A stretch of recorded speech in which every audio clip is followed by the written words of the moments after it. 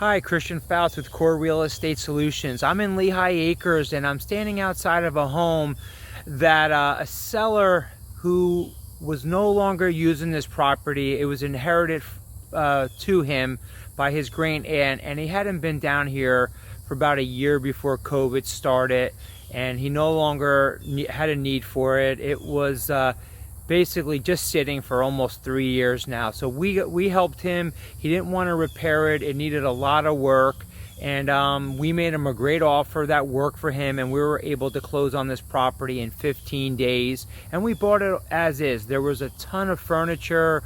There was some old personal stuff in there that he didn't want. A few things he did, which we boxed up and we sent to him in Wisconsin where he lives.